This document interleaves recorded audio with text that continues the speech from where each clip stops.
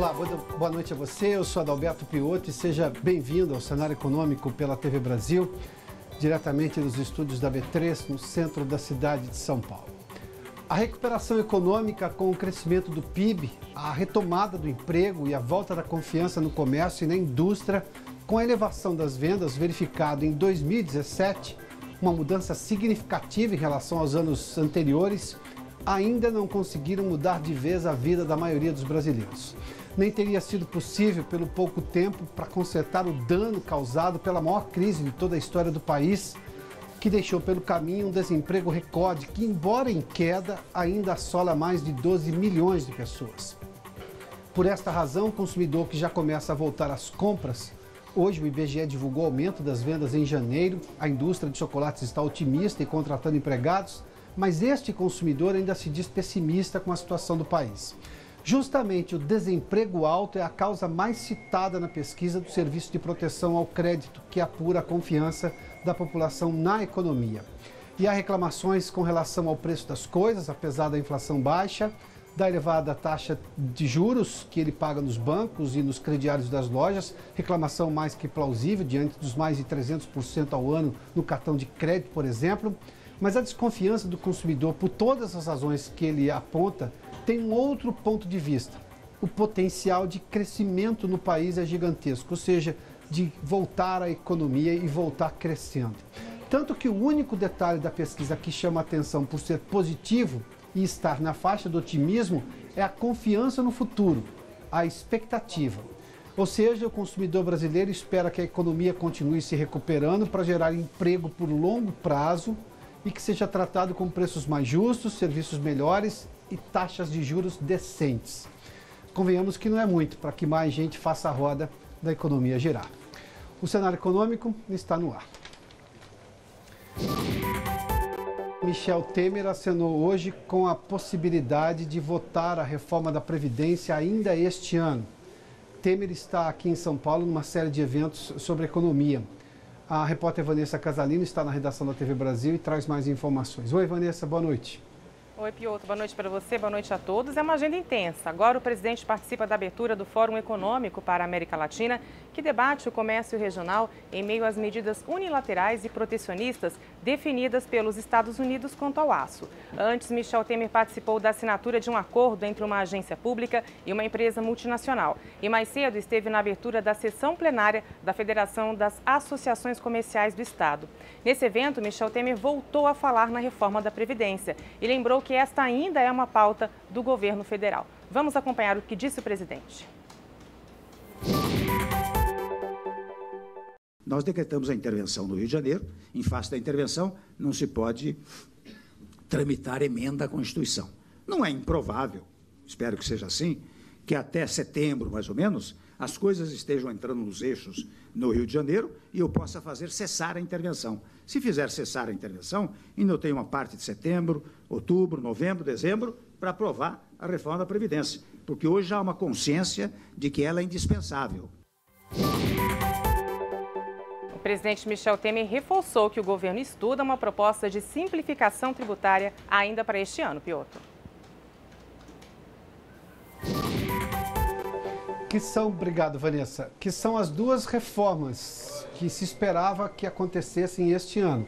A da Previdência, mesmo naquele modelo mais enxuto, ou seja, focado sobretudo na idade mínima para se aposentar e na equiparação das aposentadorias, sobretudo do setor público com as do setor privado, que tem um valor muito mais baixo. Há casos do setor privado, do setor público, perdão, em que o valor das aposentadorias é irreal perto da média dos brasileiros. Sem contar que menos aposentadorias, ou seja, um número menor de aposentados no setor público recebe quase a mesma coisa que o número gigantesco de brasileiros aposentados pelo setor privado. Ou seja, mesmo com esses dois pontos, a intenção era justamente ter essa reforma da Previdência. Aliás, o próprio governo mudou a estratégia de comunicação da reforma da Previdência, que normalmente é polêmica e sempre rejeitada. Começou a explicar justamente os privilégios do setor público que são pagos por todos os outros brasileiros. Foi aí que começou essa conta fazer sentido na cabeça do cidadão brasileiro e o governo ter mais apoio para a reforma da Previdência. Infelizmente não andou no Congresso, dada agora a intervenção ter um período que não é permitido legalmente, o presidente fez menção a isso, não se pode fazer emenda à Constituição quando se há intervenção decretada no país, seja por qual razão for, nesse caso é da segurança no Rio de Janeiro, mas agora o governo está sinalizando, pelo menos na intenção do presidente, de retomar o tema até o final do ano. Seria com um fechamento de ouro, evidentemente, com relação às reformas. E também, claro, alguma simplificação tributária. A carga tributária no Brasil é alta e é uma das partes mais sensíveis do que se chama de custo Brasil, ou seja, que onera a produção no país, aumenta o preço e faz com que brasileiros consumam cada vez menos. Bom, falando em consumo, os brasileiros estão cada vez mais usando o cartão como meio de pagamento. Segundo dados da Associação das Empresas de Cartões, houve aumento de uso de todos os tipos de cartão, com consequente aumento no valor das compras. E o uso do cartão é tão disseminado e demandado pelo cliente que o Brasil tem hoje 5 milhões e 100 mil daquelas maquininhas de pagamento com cartão que você vai lá, insere o cartão e digita a senha.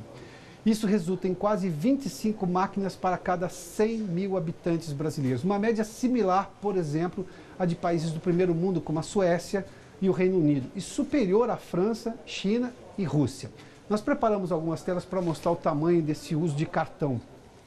As compras no cartão em 2017 subiram 12,6%, ou seja, o tanto de pessoas que usou o cartão. Isso representa 1,36, ou seja, 1.360 bilhões de reais, o valor de todas as compras somadas ali.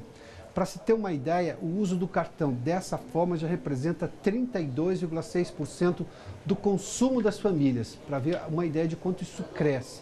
Os outros dados mostram exatamente como todas as modalidades de cartão. Hoje tem crédito, débito e também tem o pré-pago. Aquele valor que você coloca, evidentemente o cartão tem um limite, você nunca vai pagar juros nesse tipo de cartão, porque você paga só a taxa para repor o valor, mas essa modalidade também está subindo. Vamos lá, nós temos os dados. No crédito, cartão de crédito aumentou 12,4% os gastos, chegando a 842 bilhões de reais. Do débito, 12,6%, ou seja, mais gente usou o débito e chegou a 508 bilhões de reais. E o pré-pago, para se ter uma ideia como que o cartão caiu realmente no gosto do consumidor brasileiro, esse modelo pré-pago cresceu 68,8%. Embora seja um valor pequeno, 6 bilhões, se comparado às outras modalidades, o crescimento chama atenção. Vamos só fazer menção à questão do pré-pago. A gente já abordou esse tipo de cartão com empresas que fazem isso aqui no cenário econômico ao longo do ano passado. Esse pré-pago é exatamente como um modelo de telefone, ou seja, o cartão pré-pago. Põe-se um valor, vamos imaginar um valor de R$200. A pessoa só pode gastar R$200. Ela tem a segurança de usar o cartão. Se ela perder o cartão, o dinheiro continua lá. Se ela for roubada, ou seja, se a pessoa não usar o cartão dela, não tiver a senha dela, ou seja, o dinheiro também continua lá. Mas ela tem uma vantagem de não ir além do orçamento. E se não vai além do orçamento, porque é pré-pago, ou seja, paga antes de usar, o dinheiro já está lá, ela não vai entrar em rotativo de cartão de crédito e pagar os juros absurdos que, por exemplo, as operadoras de cartão e os bancos cobram. Ou seja, esse aumento se deve a duas explicações. Primeiramente, a facilidade, sobretudo para pessoas mais jovens, ou seja, os pais vão lá, colocam um valor de dinheiro naquele cartão, o jovem tem aquele valor para usar. Um menino que está, por exemplo, na escola. Mas também como uma forma de controlar o orçamento da casa, ou seja, é esse valor que você tem para gastar, mais que isso não pode. E evidentemente as facilidades de poder usar isso com o smartphone, acompanhar os gastos ali, saber quanto ainda sobra, ou seja, de líquido para poder gastar naquele cartão. Vamos lá, tem mais uma informação.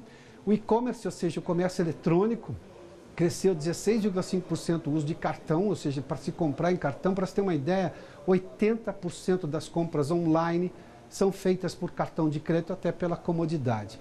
E 55% usam o celular para comprar.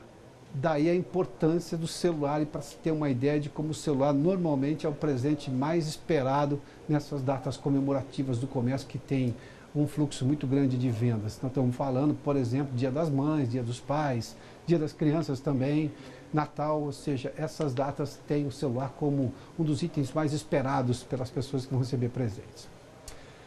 E as vendas do varejo abriram o ano em surpreendente alta, de acordo com o levantamento do IBGE divulgado hoje. Quem acompanhou o anúncio no Rio de Janeiro foi Maurício de Almeida, que tem os detalhes. Boa noite, Maurício. Realmente foi um bom começo de ano para o comércio. Os números do IBGE indicam que em janeiro as vendas subiram 0,9% em comparação com dezembro, o último mês do ano passado. quando comparamos mês a mês, janeiro de 2018 com janeiro de 2017, o resultado é ainda melhor. Esse ano, as vendas em comparação com o mesmo período do ano passado subiram 3,2%. Com o resultado de janeiro de 2018, agora no acumulado dos últimos 12 meses, as vendas têm um aumento de 2,5% no comércio varejista do país.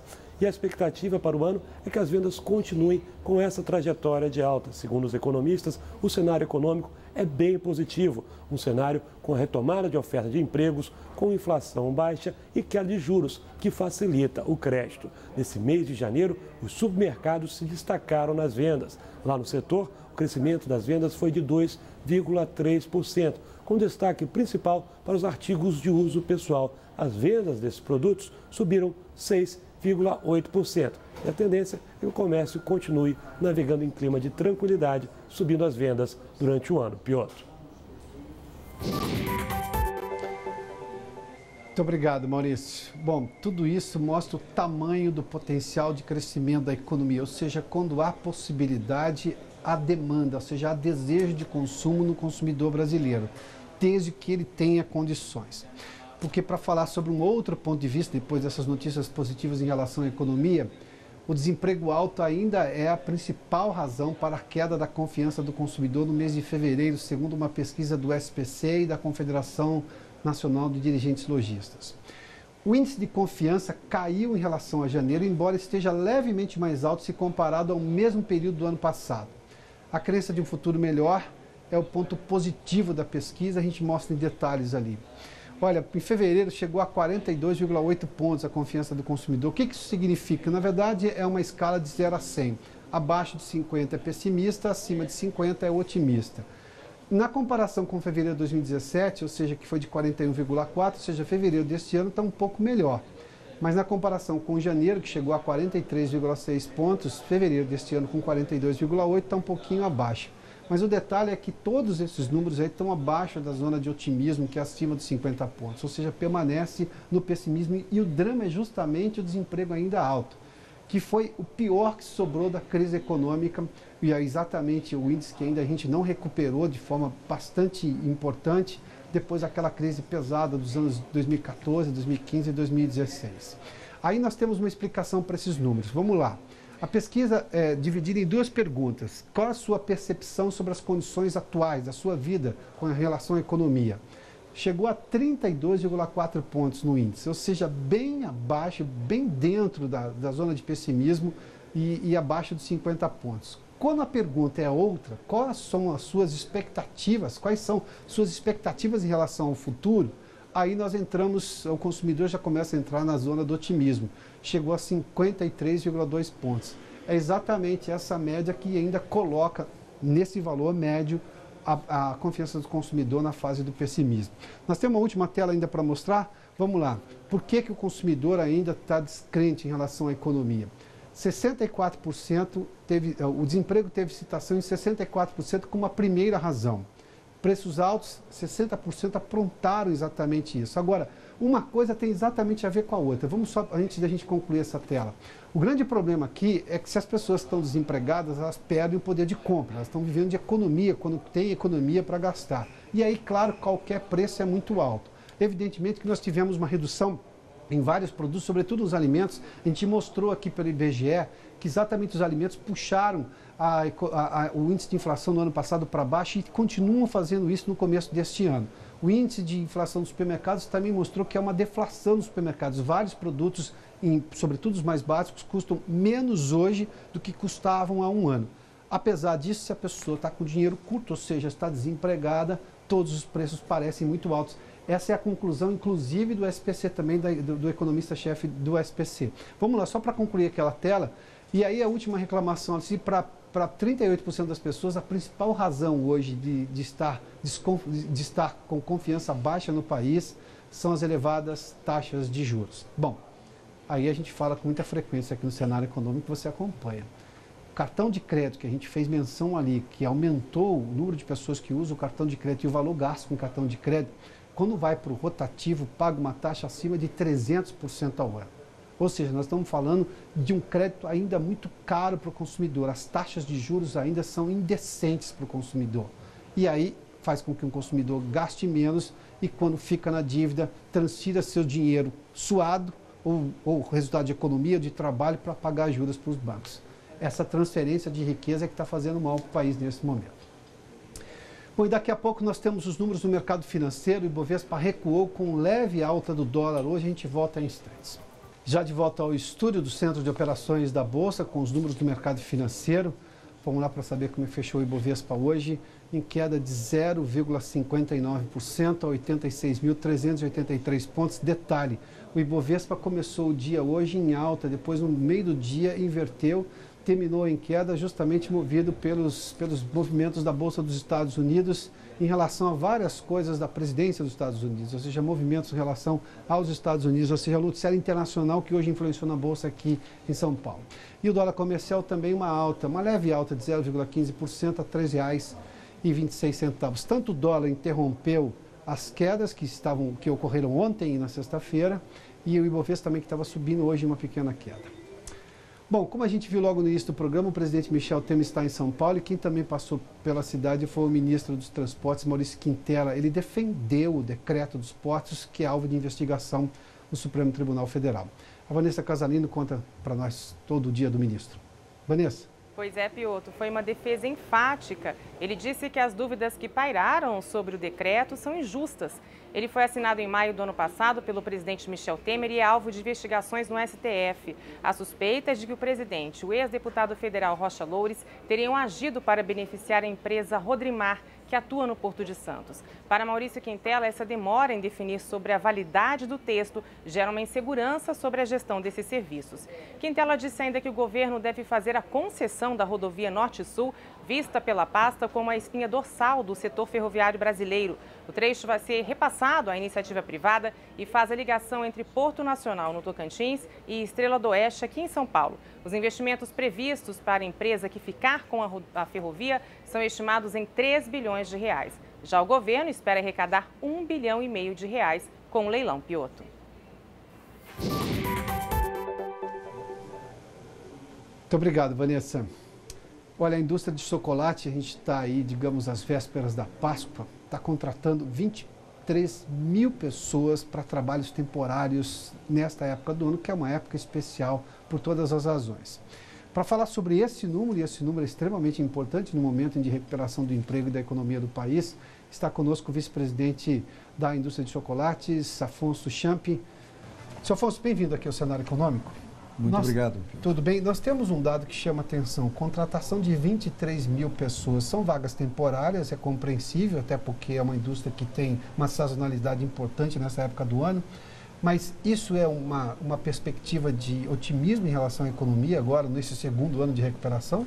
Sim, nós tivemos 2 anos bem difíceis e estamos agora... 2016 e 2017. 16 e 17 e estamos olhando essa Páscoa com muito otimismo. O número que você deu de vagas temporárias que começam no mês de agosto do ano anterior, que são nas fábricas, na produção dos ovos de Páscoa e agora, de janeiro em diante, toda a preparação para o ponto de venda, de tal maneira que o consumidor chegue, encontre o seu ovo preferido, a sua marca preferida, exposta e à disposição dele para a Páscoa. Afonso, esse dado é interessante. As vagas temporárias para a indústria de chocolate começam lá em agosto do ano anterior, é isso? É verdade. Começa em agosto do ano anterior, os ovos são produzidos em volume que cada empresa tem a sua estratégia para o ano seguinte e são armazenados até praticamente a véspera do Carnaval. Importante dizer que a Páscoa ela tem um período finito, ou seja, sai a folia de momo, entra imediatamente a Páscoa. Nós procuramos montar os pontos de venda na semana seguinte à do Carnaval. E otimismo com vendas maior agora esse ano é por quê? Dessa recuperação? Eu divulguei um dado da pesquisa que o consumidor, até porque está com o orçamento apertado ainda, sobretudo por razão do desemprego, ele ainda está reclamando de preços altos. O próprio SPC que faz a análise diz que o problema é porque ele está com pouco dinheiro, não necessariamente o preço está alto, porque você tem inflação dos alimentos em baixa. Mas ovo de Páscoa nunca é exatamente um item barato, né? Ovo de Páscoa tem a sua magia pelo evento da Páscoa, pelo significado da Páscoa aqui no Brasil, é muito forte. O Brasil é um dos maiores mercados de Páscoa do mundo. E também porque, na verdade, o consumidor nesses anos, 2 anos, 3 anos recentes, ele teve que fazer escolha. À medida em que ele tinha um orçamento mais apertado, vários segmentos acabaram perdendo vendas e não foi diferente com o caso da Páscoa e dos chocolates. O que nós estamos experimentando agora é um consumidor que já começa a olhar com mais otimismo. Se você pegar os dados da Associação Brasileira de Supermercados, já apresenta um crescimento de vendas. Se você pegar a Associação das Lojas de Shopping Center, já mostraram um crescimento no final do ano e, portanto, Páscoa, que é o primeiro grande evento sazonal do ano, nós esperamos que sim, este comportamento possa se acentuar e posso te dizer, Piotr, que os consumidores vão encontrar ovos de todos os tamanhos que possa caber no seu orçamento. Qual é a qualidade do chocolate brasileiro hoje? Porque nós agora conseguimos comparar os produtos brasileiros com os produtos do mundo. Isso acontece em vários setores. Cerveja, refrigerantes, macarrão, e não é diferente com o chocolate.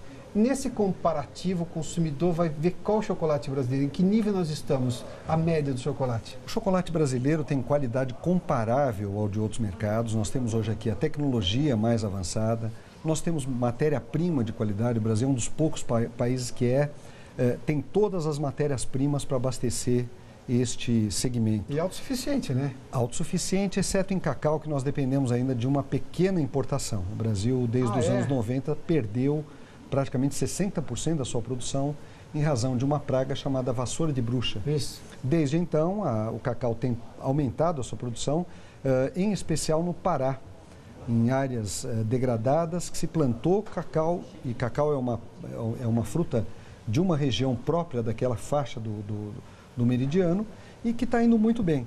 Então, posso te dizer que com tudo isso, os ovos do Brasil têm características comparáveis e também adaptadas ao gosto do consumidor brasileiro. Vale lembrar que cada país tem uma cultura de paladar.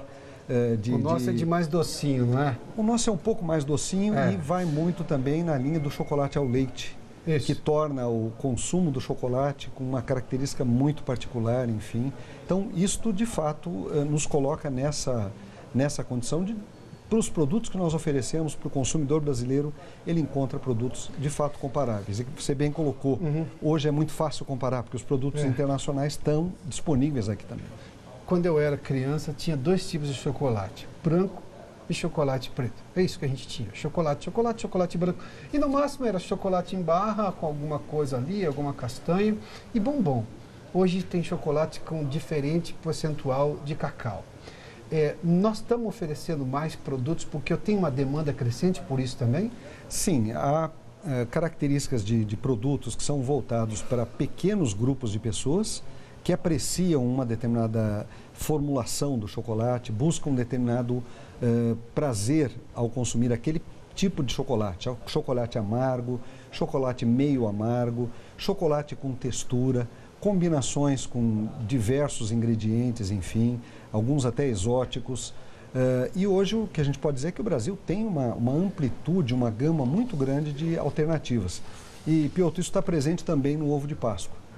Só para te dar um número, nós esse ano estamos trazendo 120 inovações para a Páscoa de 2018. Mais ainda. Porque eu fiquei impressionado nos últimos anos a quantidade de ovo de Páscoa que tem, de diferença de ovo de Páscoa. Da forma como o chocolate está lá dentro, se tem alguma coisa diferente, se é uma combinação diferente. Tem mais 120? São 120 inovações, alguns produtos que são substitutos em determinado segmento, mas no mínimo nós temos 120 tipos de ovos, então. 120 tipos de ovos. Isso permite que o consumidor faça escolhas de acordo com detalhes das suas preferências ou de quem ele vai presentear. Porque o Brasil, isso é muito característico. As pessoas compram o ovo de Páscoa para presentear pessoas queridas. Isto vale para o aluno que presenteia a professora que presenteia um namorado, que por sua vez presenteia a sua mãe. Então, isso é que torna a Páscoa brasileira um evento muito particular. E é o maior mercado de Páscoa do mundo, um dos mais importantes mercados de Páscoa, é isso? É um dos maiores mercados do mundo em volume de venda de ovos de Páscoa e produtos de Páscoa como um todo. Se houver recuperação econômica, não tem para ninguém, então. Esperamos que os sinais aí da Páscoa possam ser, de fato, confirmados, o otimismo que nós estamos olhando essa Páscoa. Afonso, obrigado pela gentileza da entrevista. Obrigado, foi um prazer estar aqui com você. Boa sorte à indústria de chocolate. Vamos trabalhar fortemente até a Páscoa. A gente vai ter esses números logo, assim que a Páscoa passar, a gente vai saber qual foi o comportamento dessa indústria, mas pelo menos é uma indústria doce, né? Vamos lá, vamos torcer para isso. O Cenário Econômico termina aqui, obrigado pela sua companhia, pela audiência, boa noite a você, até amanhã.